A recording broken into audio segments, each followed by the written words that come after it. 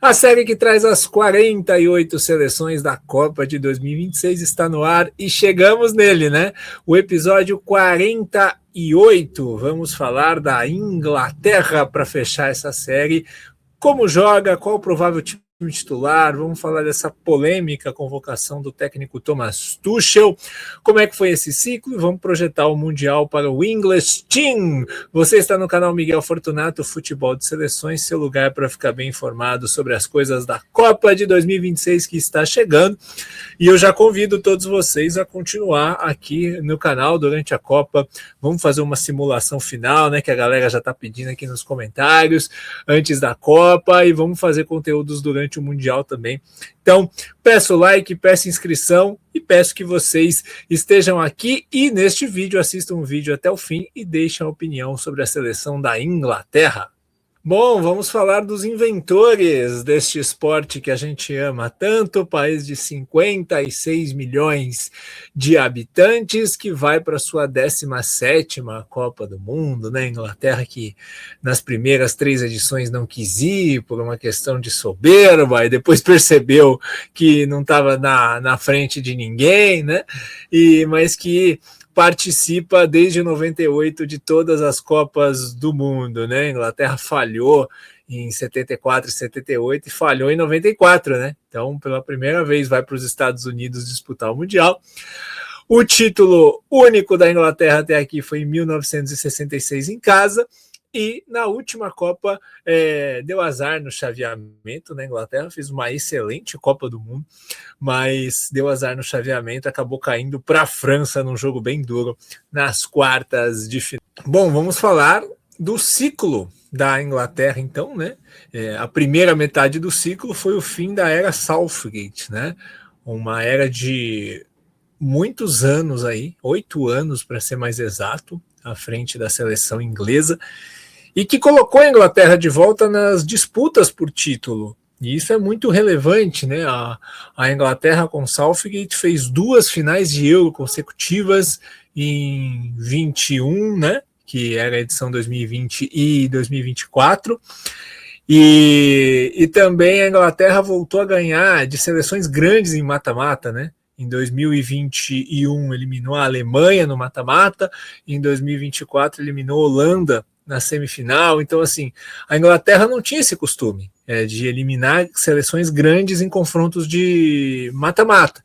E esse tipo de coisa vai dando casca, vai fazendo o país acreditar que pode vencer torneios, né? E o Southgate foi muito importante com isso. Faltou um pouco de futebol, né? Era um time muito pragmático com o Southgate. E aí a Inglaterra era muito criticada por isso.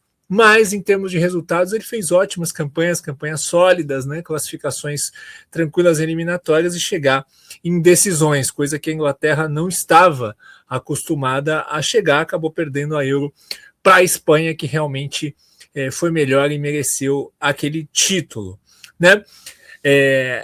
Após a saída do Southgate, tivemos a chegada do interino, o Lee Carsley, um técnico com um outro estilo, né? Um estilo mais propositivo, ele que é o técnico das seleções de base da Inglaterra e um dos responsáveis pela revelação, e pela consolidação de vários jovens jogadores que estão surgindo em alto nível no futebol inglês, né? Muito do trabalho do Lee Carsley, e ele foi aí o responsável por comandar essa transição da seleção inglesa, né? E ele pegou a Inglaterra na Liga B da Nations, porque a seleção tinha sido rebaixada no final de 2022. Aí a gente indo para as eliminatórias da Copa, chega Thomas Tuchel, né? E aí a gente tem a Inglaterra fazendo uma campanha irretocável. Começa jogando um futebol ainda pouco vistoso, um jogo travado, mas na segunda metade engrena e se classifica jogando um grande futebol, com goleadas, com vitórias expressivas, com grande desempenho. E a Inglaterra, ela não levou nenhum gol em 8 jogos das eliminatórias para a Copa. Ganhou os 8 e não levou nenhum gol, né, com destaque para a goleada de 5-0 sobre a Sérvia. Nos amistosos, a gente tem aí a Inglaterra com 4 vitórias, 2 empates e 4 derrotas, né? Então vamos falar dele, né? Thomas Tuchel, uma bobagem bobagem, eu acho, esse negócio que alguns jornalistas ingleses ficam pegando no pé por ele ser alemão.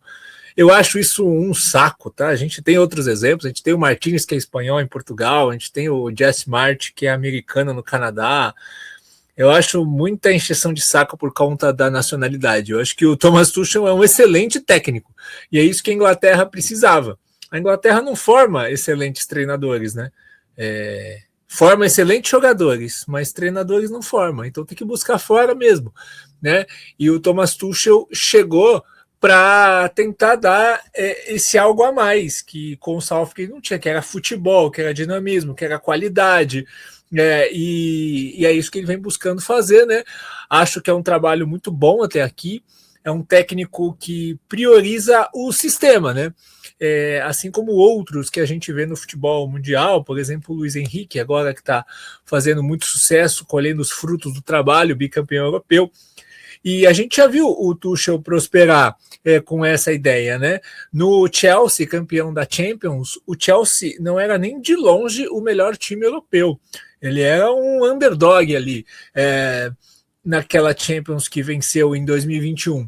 Mas era um sistema que foi formado com as características dos jogadores para dar certo. Um futebol de transição, de roubada de bola em bloco médio, e que para aquele contexto, daquele elenco do Chelsea, serviu muito. E o Chelsea eliminou várias equipes importantes, ganhou na final do Manchester City do Guardiola. Então, assim, é um técnico que prioriza muito o contexto, os jogadores que possui e a ideia. Então, eu acho que a Inglaterra está em ótimas mãos para tentar competir bem nessa Copa do Mundo. Bom, vamos à lista da seleção inglesa, a polêmica lista, né? Muita gente já deu opinião, agora eu vou dar a minha. Eu acho que o Tuchel foi coerente com a ideia dele, com o que ele testou, com quem rendeu mais nos jogos. Eu sempre falo aqui, assista o jogo para dar opinião, né? É muito melhor. Se você assiste o jogo, se você vê o que aconteceu, é muito melhor do que dar uma opinião só por achismo, né? O Cole Palmer não jogou nada quando teve chance com o Tuchel, né? Na derrota para o Japão, por exemplo, o Márcio ele perde uma bola completamente boba no meio campo e o Japão faz o gol no contra-ataque, teve chance contra Andorra, não performou nada, então não jogou nada. O Phil Foden também não entregou o que se esperava, o Trent Alexander-Arnold não jogou nada e é um cara que para o que a Inglaterra quer fazer, que a gente vai falar daqui a pouco no vídeo, seria um desastre defensivamente. Os goleiros, né, o Pickford, goleirão aí que já é muito rodado da seleção inglesa, jogou 2 Copas do Mundo, 2 Euros, chegando em finais, já foi herói em decisão de pênaltis, então é um cara muito experimentado para esse tipo de situação. O Henderson, goleiro que vem se destacando muito bem lá no Crystal Palace, e o Trafford, o goleiro aí sendo preparado para o futuro aí, goleiro que está no Manchester City. Aí vamos para a defesa, né? Aí é importante a gente já falar que o Tuchel está pensando em situações e ele tem versatilidade e característica, né? Porque aqui tem também jogadores que foram questionados na convocação. A gente tem o lateral direito, que é o Reece James, jogador experiente, aí com muitos anos de Chelsea, já de muitas conquistas, né? Ganhou a Champions League com o Tuchel. A gente tem para a lateral esquerda o O'Reilly do Manchester City, que é um meia na lateral, é um cara que ataca muito espaço, que aparece muito como meia para finalizar, que ajuda na armação por dentro, enquanto o Reece James é um outro lateral que faz essa coisa de um jogador mais equilibrado, com mais capacidade defensiva, com chegadas pontuais ao ataque mais objetivas, né? Ou para fazer um cruzamento, ou para fazer uma finalização de fora da área. Aí a gente tem como opções para as laterais jogadores com características específicas que podem fazer os dois lados, né? O Tino Livramento, ele é um lateral direito, mas que também joga pela esquerda, com característica mais ofensiva. É um jogador que, se o Tuchel colocar em qualquer um dos dois lados, ele vai fazer o trabalho de ultrapassagem, de corredor. De repente, quando você está com 2 centroavantes, você precisa de mais cruzamento na área, você pode ter a opção do Livramento, dos dois lados. O Spence, por outro lado, ele já é um jogador de mais capacidade defensiva, de mais arranque, de correr para trás, de poder parar contra-ataques. Ele também joga dos dois lados. É um jogador bom para você sustentar a linha alta, tanto marcando pressão lá em cima, como para você estar com a posse de bola em linha alta, você tem jogador para correr para trás. Aí, para a defesa, você tem o Konsa, né, jogador do Aston Villa, jogador sólido, né, que foi titular na campanha da Euro de 2024 da Inglaterra, jogador forte fisicamente, com boa velocidade, boa saúde física, né, fez mais uma grande temporada no Villa, campeão da Europa League. Você tem o Stones, jogador experiente, multicampeão lá com Guardiola no Manchester City, que aí já tem uma característica de zagueiro mais construtor. Você tem o Quansah, zagueiro revelado pelo Liverpool, do Bayer Leverkusen, que joga também de lateral direito, é um zagueiro rápido também, e um zagueiro calmo, tranquilo, bom na saída de bola. E do outro lado, você tem o Mark Guehi, que deu o salto de carreira para o Manchester City, e o Dan Burn, né, que é essa figura da bola aérea. Indo para o meio campo, a gente tem o Elliot Anderson, né, um nome que o Southgate ficou procurando, ele não achou, que era esse cara da parceria com o Rice, um volante passador com qualidade. O Declan Rice, que dispensa apresentações, um volante de qualidade assim, fora do comum, com chegada na área, com força, bola parada, um jogador muito sólido, né? Vamos ver como é que ele vai chegar fisicamente para os jogos mais agudos dessa Copa, porque o Declan Rice ele teve uma temporada muito desgastante, né? Premier League, com o Arsenal disputando o título até o fim, Champions League com o Arsenal na final. Aí os volantes reservas são o Jordan Henderson, jogador experiente, não está entre os melhores volantes ingleses da atualidade. Você tinha o Wharton, você tinha o James Garner, você tinha o Alex Scott, você tinha outros jogadores para convocar. Mas o Henderson, ele entrega experiência. Desde a primeira lista, o Henderson esteve em todas as listas do Tuchel. Desde a primeira lista, questionaram o Tuchel sobre o Henderson e ele falou: o Henderson me entrega padrões de vestiário que são necessários, né? Que padrões de liderança que eu preciso para disputar essa Copa do Mundo. O Kobe, que atropelou nessa reta final, né? Graças à chegada do Carrick no Manchester United, o Maino ganha essa briga, essa posição com os outros jogadores, voltou a jogar bem. A gente tinha o Curtis Jones também nessa briga do Liverpool, que acabou derretendo. E com a ascensão do Manchester United, o Kobe Mainoo voltou a jogar bem, porque com o Ruben Amorim ele mal entrava, ou quando entrava jogava numa linha mais à frente, ele era muito mal aproveitado pelo técnico português. Aí a gente tem como os três meias da Inglaterra o Jude Bellingham, jogador que não fez uma grande temporada dessa vez, mas teve nesse ciclo temporadas incríveis, até de disputar melhor do mundo em alguns momentos. Um jogador genial, né, que fez aquele gol de bicicleta contra a Eslováquia nas oitavas da Euro, assim, é um jogador especial para grandes momentos, né? O Eze, jogador que joga ali da esquerda para dentro, né? Bate muito bem de fora da área de pé direito, jogador de muita qualidade do Arsenal, e o Morgan Rogers, um dos melhores meias da temporada, né? Jogador que finaliza muito bem, vertical, que ataca muito o espaço. Indo para o ataque, a gente tem aí jogadores que se replicam, né? Então você tem do lado direito o Saka e o Madueke, né? Pontas agudos pela direita, jogadores do Arsenal.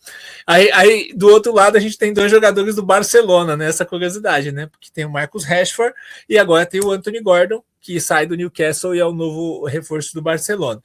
E aí a gente tem a convocação de três centroavantes. O Harry Kane, que, na minha opinião, foi o melhor jogador do mundo nessa temporada, né? Nessa temporada europeia, de agosto a maio. Foi o melhor jogador de futebol do planeta. Uma temporada de 70 gols, um negócio surreal. Jogou demais o Harry Kane, armando, roubando bola, fazendo gol, dando assistência. Um negócio fora do comum. E aí você tem as opções para ele. O Watkins, que também está fedendo a gol no Aston Villa, né? E o Evan Toney, que fez uma temporada de 40 40 gols na Arábia Saudita. Com o calor, nessas condições que a Inglaterra vai enfrentar de calor, ele está acostumado a jogar no calor, é o cara que entra para contextos específicos, bate muito bem pênalti. Então a Inglaterra tem 3 centroavantes que estão fedendo a gol. Então isso é muito bom para qualquer seleção chegar assim, né? Bom, a gente já falou bastante do time, mas vamos passar o campinho então. O time titular da Inglaterra tem 3 dúvidas, né? O Pickford é o goleiro, o Reece James lateral direito. A zaga tem essa disputa entre o Stones e o Konsa. Eu acho que o Stones, estando bem fisicamente, é o titular. Se ele não estiver bem, pode ser que o Konsa jogue. O Stones te entrega mais construção, o Konsa te entrega mais segurança defensiva, especialmente para correr para trás. Guerre e o O'Reilly na lateral esquerda. No meio, Rice e Anderson é a dupla, com o Rice tendo mais liberdade, o Anderson baixando mais. Na direita, o Saka é o titular, né? E eu discordo, falam que o Saka não tá bem nessa temporada, eu discordo um pouco, eu acho que o Saka estava muito bem na temporada e ele acabou se machucando, tendo problemas com lesões, e agora tá voltando aí, mas é um grande jogador, né? E com a seleção inglesa jogou muito bem quando esteve. Aí tem as dúvidas, né? Quem vai ser o jogador aberto pela esquerda? Vai ser o Gordon ou vai ser o Rashford? O Rashford, ele te entrega mais finalização de fora da área, ele te entrega um jogo mais objetivo. O Gordon te entrega mais dinâmica. Eu acho que vai começar o Gordon, mas pode ser que o Rashford jogue. O Rashford tá com a 11 na numeração oficial, né? Vai depender muito do adversário e do que o Tuchel vai querer aí. A grande questão é quem vai ser o meia titular. Porque assim, o Bellingham tem mais nome, o Bellingham é um jogador que tem mais potencial de talento, e é um cara que decide muito, e ele tem muito essa coisa de ser aquele cara que ataca o espaço na área, que o Harry Kane abre, então combina muito bem. Agora, o Morgan Rogers está jogando muita bola. E ele encaixou muito com o sistema do Tuchel, né? As melhores atuações da Inglaterra com o Tuchel tiveram o Morgan Rogers. Eu acho que a Inglaterra desembarcou nos Estados Unidos com essa questão. E vai ser jogo a jogo. Bom, vamos entender, então, aqui dos nossos prints da Inglaterra, é esse 3-2-5-2-3-5. Esse print aqui da goleada de 5-0 sobre a Sérvia na Sérvia mostra aqui qual que é a dinâmica, né? Você tem os 2 zagueiros saindo jogando, os laterais abertos, né? Aí o Reece James de um lado, aqui do outro o Nico O'Reilly. O Anderson fica ali junto aos zagueiros, baixando, sendo esse cara do passe, da saída de bola, é o cara que baixa, e o Rice alinha junto com o meia. A ideia é ter o Rice junto nessa chegada, com a força dele, com os bons passes que ele dá. Então você tem os 2 alinhados junto ali aos laterais, né? E aí na frente a gente tem os 2 pontas e o Harry Kane. Só que isso mexe muito, isso muda muito, porque o Harry Kane sai da área, abre espaço para quem vai chegar. E eu estava até vendo a análise do Rafael Oliveira sobre a Inglaterra, né, nossa referência máxima, o grande Rafa, ele falando por que o Tuchel deixou o Palmer de fora, deixou os caras de fora, porque a ideia é essa, né? A ideia é você ter jogadores que atacam o espaço, porque você tem o Harry Kane para gerar espaço. Então você não precisa de gerador de espaço, você precisa de atacador de espaço. E a Inglaterra tem muito atacador de espaço, né? Para receber um passe de um Bellingham, o passe de um Harry Kane, um passe de um Declan Rice. Você tem os 2 pontas atacam espaço, o Saka e o Gordon, né? Nesse jogo era o Madueke, mas o Madueke replica muito bem o Saka. E você tem o O'Reilly como atacador de espaço. O próprio Bellingham é um atacador de espaço. Então, quando a Inglaterra gerar espaço, você vai ter muito jogador para aparecer como flecha na área, né? E fora que o Harry Kane também é um cara que é um concluidor de jogadas como praticamente ninguém no futebol mundial hoje, né? Quando ele estiver dentro da área, é aquele cara para concluir a jogada. Então é muita versatilidade de armas que a Inglaterra constrói a partir desse sistema. Ó, agora a gente vai ver o print para explicar isso que eu estou falando. Ó, o Harry Kane, ele sai da área, age como um armador, e olha só como o Bellingham está em progressão para atacar, e você tem ali o ponta-direita, que no caso é o Bowen nesse jogo contra a Albânia, ali para receber o passe. Essa é a ideia. O Harry Kane volta, puxa a marcação e você tem jogador para infiltrar na área. Isso vai acontecer muito com a Inglaterra na Copa. Bom, a Inglaterra ela vai marcar alto, muitas vezes. Ela vai querer sustentar a linha alta, porque ela vai jogar com linha alta quando tiver com posse e vai querer roubar a bola lá no campo de ataque. Quando tiver em bloco médio, é interessante ver isso aqui, ó. Esse print da vitória contra o País de Gales. O Rice, ele tá na frente, saltando para pressionar, tá? Você vê que quem tá na linha da frente é o centroavante e o meia, né? Pode ser aí o Rodgers e o Kane, o Bellingham, o Watkins, enfim. Quem tiver de centroavante e o meia aí, esses dois ficam na frente, nesse 4-4-2. Você vê que o Saka e o Gordon estão alinhados na segunda linha. O Rice salta na frente deles para pressionar e o Anderson ataca para recuperar a bola. Então é essa agressividade, tanto quando estiver marcando em linha alta, quando estiver marcando em bloco médio. E essa é a grande novidade da Inglaterra do Tuchel, porque a Inglaterra até o Southgate era muito passiva, né? Era uma Inglaterra que custava a ter agressividade, a ter energia. E com o Tuchel, o time conseguiu, a partir do segundo semestre, ter mais energia para jogar tanto com bola como sem bola. Bom, bora lá projetar a Copa da 48ª seleção para a gente fechar essa série. A Inglaterra estreia contra a seleção da Croácia, jogo duríssimo em Dallas, estádio climatizado. Nossa, tem tudo para ser um jogaço isso aqui. Depois a Inglaterra vai fazer 2 jogos no calor, né, durante o dia, né? Vai pegar o horário de pico de calor. E essa é uma questão, né? O Tuchel é um dos técnicos, talvez o técnico mais preocupado com essa questão do calor, levou a Inglaterra para Miami para fazer essa adaptação às temperaturas mais altas e está fazendo todo aí o processo para que os jogadores pudessem se aclimatar ao calor. Ele aconselhou os jogadores nas férias anteriores a passar férias no Caribe para já o corpo ir se adaptando. Então a Inglaterra é uma seleção que está muito preocupada com essas questões climáticas, porque sabe que é um fator decisivo nessa Copa do Mundo, né?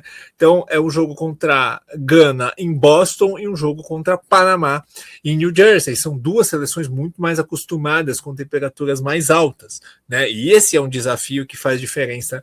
Em todos os vídeos eu falo aqui sobre logística e clima. Isso faz muito diferença numa Copa do Mundo, principalmente quando ela é disputada num país de dimensões continentais, né? Em 3 países de dimensões continentais.